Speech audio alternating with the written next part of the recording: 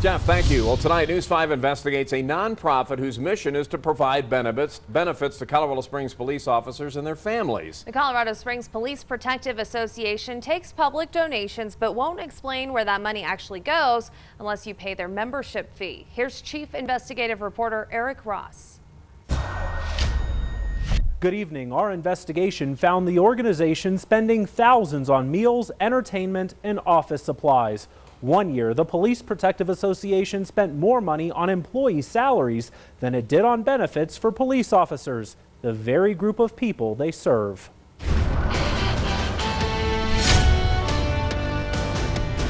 Before I could ask a question, Cheryl? No comment. Cheryl Dillon, the Police Association's executive director, shut us down. We've been trying to talk with you for weeks about your organization's finances. Why won't you talk with us about them? Excuse me. Why won't they answer questions?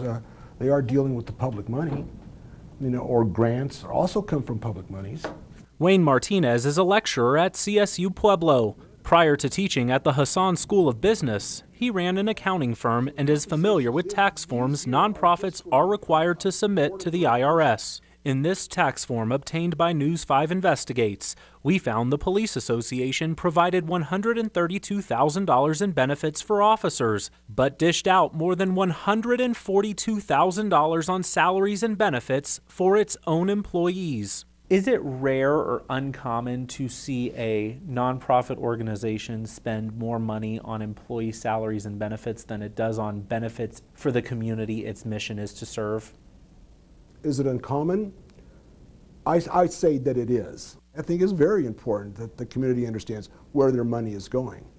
And it shouldn't be unreasonable to ask, what percentage goes to executive salaries. I think that's a reasonable question. Cheryl Dillon took over as executive director in the middle of 2015. That year, the Colorado Springs Police Protective Association paid $86,789 for the executive director position. We asked Martinez, what's a reasonable salary for that type of position? Executive director salary is usually around 10% of gross. All right, that would be reasonable. However, Martinez says there is no standard. It's ultimately up to the board of directors to set what they think is a responsible salary for the organization's leader. Most 501c3s, I think, are very, very responsible. As you sit on the board of directors, you have a fiduciary responsibility, not just to the people that you employ, but to the community as well.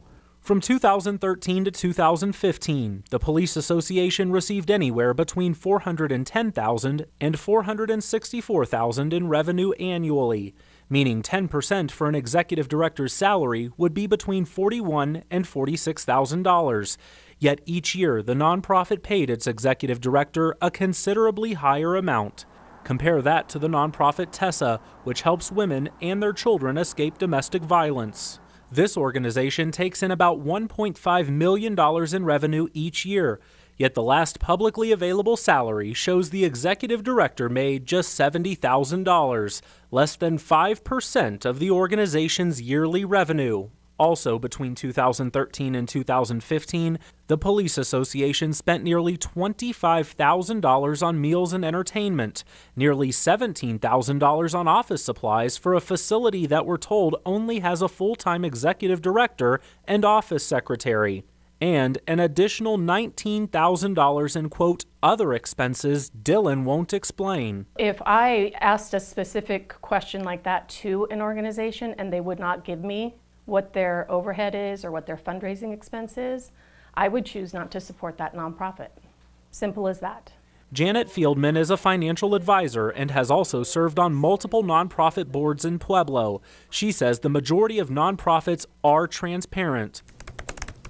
News 5 Investigates sent multiple emails asking to talk about the police organization's spending and benefits it provides to its members. Each time, Dillon said our questions related to their spending is, quote, not available for public disclosure, but she did say that the organization holds itself accountable to its members. You say you hold yourselves accountable to members, but shouldn't the public hold you accountable? The organization also has a fallen officers fund.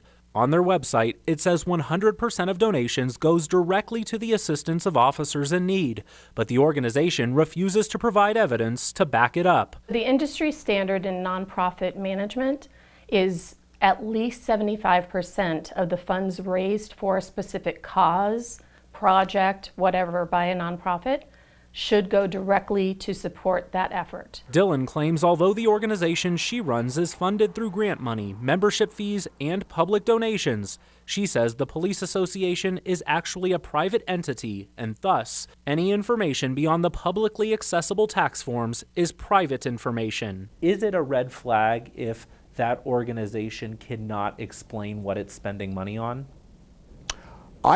Personally, I think it is. Because you're dealing with the public money and the public trust. Nothing? Dillon drove away without saying anything else. According to tax records obtained by News 5 Investigates, over a 3-year time period, the Police Association took in more than $1.3 million in revenue, but spent $718,000, or just over 54%, on employee salaries and other expenses the Police Association's executive director will not comment on. Now keep in mind, there is no law requiring nonprofits to be financially transparent with the public, even though they take public donations. Watching out for your money tonight, Eric Ross, News 5 Investigates.